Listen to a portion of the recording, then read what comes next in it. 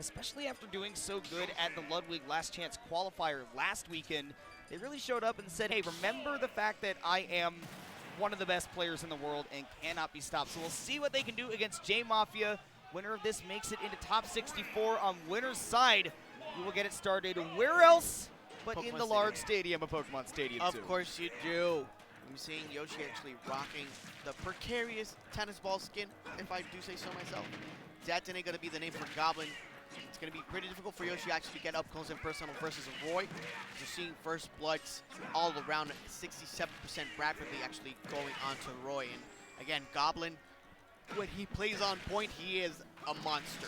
Yeah, and that is exactly what we're seeing from them, too. I mean, he said it's the tennis ball skin from Yoshi, and the Yoshi is getting battered around like a tennis ball. You're looking at a character in Roy that can do a really, really good job in contesting Yoshi, especially air-to-air where he loves to live. You've got a disjoint in the aerial drift to challenge him there, but Jmafia staying very grounded and catching Goblin in a couple of these tech situations where, you know, they've been giving Jmafia a lot of small openings that just haven't amounted to a stock yet as both of these try to get on the board first. Jmafia doing a really good job of reading Goblin's defensive options as well. Threw out multiple jabs that time, actually getting the rollbacks every single time. So Goblin might want to start maybe using any other type of approaches when it comes to that. Yoshi Bomb actually taking him all the way up to 116%. Missing the punish onto the up special, but that was a good mix-up by Goblin. And staying very patient here, knowing that Jmafia, again, just one of the really great defensive Yoshis out there, certainly has the damage and the combo output to make things happen, but also you can say the same about Goblin. They're the first one to get on the board with that back air. Jmafia firing right back, forward air at the ledge to keep them locked down, and the game remains even at 2 stocks apiece. Yeah, but now we're seeing a similar situation to the first stock. Does Jmafia have double jump? No, he doesn't, but he actually manages to land safely down there to 13% onto Goblin. So doing a really good job right now at maintaining that differential to not be too elevated. Now, up special out of shield by Goblin as well, just going to start racking up the damage onto the green dinosaurs. We continue to see Jmafia try to move his way around Roy's offense. But again, maneuverability, it just doesn't mean as much for Yoshi against a character that can match that mobility and especially outspace you with this sword. We've seen Goblin happy to just kind of hit the tip of Roy's sword and not take a lot of damage as a result with that sweet spot at the hilt. It's just, no, make sure you don't get hit by Yoshi in return, and with one little mistake on that maneuvering, they are able to take that second stock and now get a really big lead working. Yeah, forcing that defensive option by doing absolutely nothing is going to be very pivotal, especially in this high level of play. You do not want to give Goblin the chance to actually give you one of those jabs because you know you're going to convert with that back air and take that stock pretty early. Now, extra credit is going to continue to be piled up, 878% now onto the Yoshi. So let's see if Jmafia actually cracked the code on Goblin's Millennium Puzzle, if you will. With the Yu-Gi-Oh, I like it. And honestly, it feels like the stakes are that high when you're trying to stay in winner's bracket into top 64, right? Yeah. The loser's bracket is the Shadow Realm right now.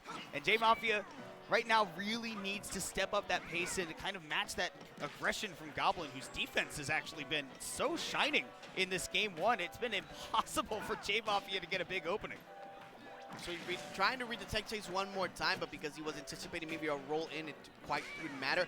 This time around, we are seeing the roll in by Goblin. Jmafia is actually trying to get some stuff going, but it continues to clank on the shield. He might want to start using some more neutral special command grabs just to mix up and force Goblin to actually get some more defensive options.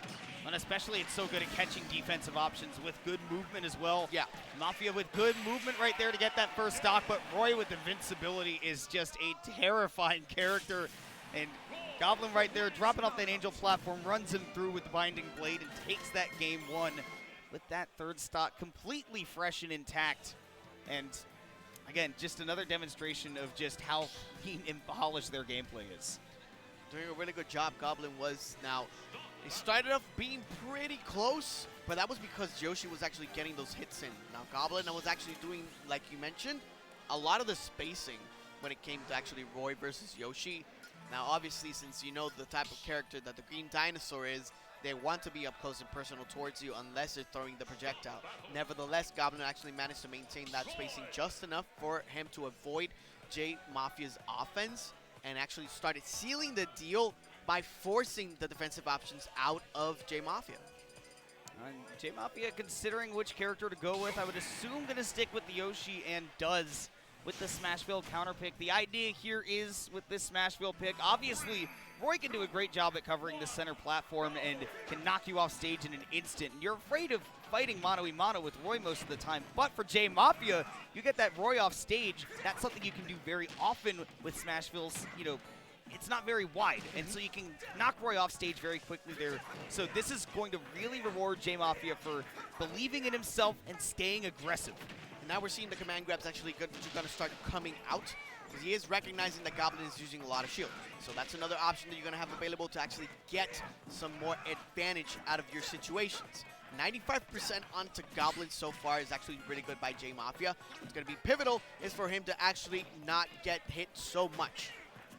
He's just been absolutely walloping Goblin a couple of these times, and no mash out is quick enough to escape. So Jmafia getting off to an early lead, and again, getting really rewarded for that aggression and just trying to bash Goblin over and over. Yeah, air drift by Yoshi, one of the best in the game. So actually barely avoiding a couple of Goblin's offensive moves. Are doing a really good job by Jmafia. Now, you can keep avoiding those hits, but you gotta make sure that you rack up some damage for this stock, because Goblin, once you give him an inch, he takes a mile, and 101% is not exactly where you want to be if you're Yoshi. And then they just can't get that key opening. Looking for a down tilt to set up for a tech chase, which is one of the things that Goblin does best, especially even compared to any of the other Roys. Just amazing at getting stocks off of those moments, but not able to get to center stage and force those situations where Jmafia is going to do it in a corner, and a couple of wayward hits have started giving this Yoshi a really nice lead to work with. And that big commit goes unpunished. Jmafia misspacing the forward air, but firing right back. Goblin already at 93%. You gotta have those IDJs on point, Kimona. Forward smash, gonna send them flying with the noggin flogging. Shoutouts to Melee for naming that move that way, by the way. I was surprised. I thought that was just what my usual co-caster neighbor said all the time. No. It's actually part of the main naming a couple of moves from Melee. So that's amazing, noggin flogging. Noggin flogging. And right now, I mean, Jmafia is more than just giving Goblin that kind of treatment right now. 3 stocks still maintained, and Goblin's just not able to get the combo starters to hit Jmafia with. I mean, the maneuverability has been so good. The stray back air finally does get things started, but it was just that, a stray hit. It's just that he's been using those B reverses and wave bounces just to continue to put Goblin into a situation where he's going, okay, where in the F is he gonna land? I don't know where he's going. I'm just gonna start throwing out moves and hope for the best. And 91% onto the Roy in his last stock is a good situation for Jmafia, who wants to really force that game 3. Jmafia has done such a good job of steering clear of Goblin basically this whole time. I thought that the idea behind Smashville would be to get more aggressive, but really the spacing has just gotten all that much better. As I say that, though, this second stock has really been going Goblin's favor, who's been sticking on that third stock for a while now, but all of a sudden Jmafia is in a really scary position where just a little bit of a miss on spacing could end up being a last stock situation for both players. He's mitigating the offense when it comes to the command grabs, and he's constantly out of the range of the swallow from Yoshi, and therefore it's being pretty annoying for Jmafia to actually try to turn it around without being punished for it. Oh. But actually gets a couple of hits, and that was beautiful recovery by Goblin. If it were me, I would have already been eliminated. I'd be in the bottom blast. No, for sure. That's why we're sitting here and not on the stage. Oh, yeah, I'd be gone already. I always go for that, but I don't know how good you are in the game, so I didn't want to make sure that you got insulted or something. I'm a commentator for a reason. We're both scrubs, and that's okay, because now we're seeing Jmafia actually dominate on the left side. Nairs are going to come out one more time, and both of them are just barely missing the mark. 150% onto Goblin. Recovery is going to be the name of the game one more time, so 119%. It's good extra credit by Jmafia. Just constantly spacing him out with the with the back airs and hitting him with the nair, just sending him once again to the side. It could have been another nair, but that time it is going to be enough, and the taunt right at the end by the Yoshi, forcing that game 3.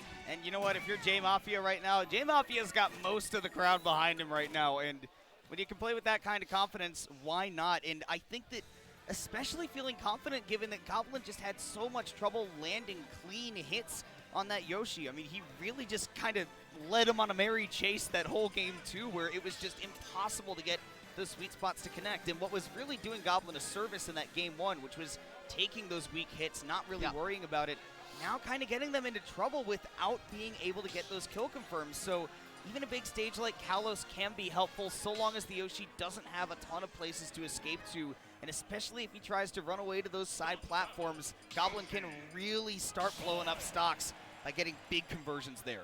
Kalos is such a big stage. Jmafia can look to actually move and maneuver around the offense. As we're going into game 3, Jmafia and Goblin gonna set it up. The winner of this advances on to top 64, Kimona. If there was ever a set that you want to win, it is definitely this one, and let's make moves Miami. And Jmafia looking for it. Goblin, I think, went for a footstool down there, but spacing on the recovery there by Jmafia, incredibly good, and playing incredibly good in almost every single way today so far, looking to make a really big upset to move on in the bracket right now for this Yoshi, but Goblin firing back with this early percentage lead. And for Goblin right now, the key is to just decipher that movement from Jmafia. How do you get that one big hit and play to your win condition? Man, those IDJs are really putting in the work by Jmafia. As soon as he gets those up tilt conversions onto the up airs, he's doing such a good job so far. And again, keeping that second jump with the super armor is going to be pivotal as well for Goblin's offense, because we've seen him using just the end of the super armor to avoid getting hit by the sour spots onto Goblin, and he's not going to flinch because of that. Great recognition there by Goblin, though. Saw that the double jump was burned in the middle of that sequence, so did get the grab afterwards, but no big punish. Jmafia staying aggressive off stage. Not able to get anything big off of this ledge trap, though. Goblin getting that stage control back and doing a great job of staying patient to find a way to try to wrestle control of this game back, but it's been even back and forth, and Jmafia getting out to the lead against one of the finest Roys in the world. Beautiful play by the Green Dinosaurs. We're seeing a couple of up airs for 22% this time around. Goblin is looking a little shook, if I say so myself. And now the reason why that actually did not hit, it was because of the super armor. It did not land him on the outside, but Jmafia really didn't have any type of other options to recover, so unfortunately loses that stock. Oh, but get yoinked by that neutral B. Again, you were talking about this in that game 1. That can be a really big tool in this matchup to catch Roy, who can't really mix up his aerial movement that much. He does not have great air acceleration, just very good air drift. So once he commits to a direction, it means that he is going to have to stay committed to that direction. Jmafia punishing that very nicely as this game again stays even. Nobody's been able to run away with anything. Nobody could surge ahead. Not until now, though. Jmafia making headway, and quite literally. Quite literally indeed, Kimona. Last stock situation for Goblin on winner's side. Jmafia looking to make an offset, and a big one at that.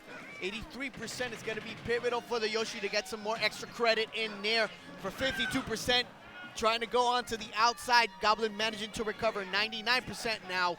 Trying to move away as much as possible, actually sending him downwards, but actually manages to have that second jump. So not a precarious situation just yet. It is precarious overall, though, for Goblin right now. The pendulum has swung. Jmafia is control of everything right now, and he is absolutely sailing through the final moments of this game 3. Still has to hold on as Goblin still has room to adapt, but just how much room is left at 91%? It's just one big read away, and Jmafia was looking for that panic option to punish. A good tech on Goblin. Now, oh, that is not the way that you want the set to go. Not quite gonna grab the ledge, and Jmafia with a big upset on the tournament, taking it from Goblin 2-1 as it fell on the board in top 64. Yeah, South Florida could not be more proud of their boy. You know, Central Florida normally gets the biggest shine on stage, but this time it's the Yoshi from the Southern Florida region, where we are right now in Miami, able to take that set, make a big upset over Goblin to move on to winner's side, top 64, and was just rollicking in that game near the end. It was so good, and so good adaptations by Jmafia overall. And we saw it at the first game. That command grab was actually so important, not only because it was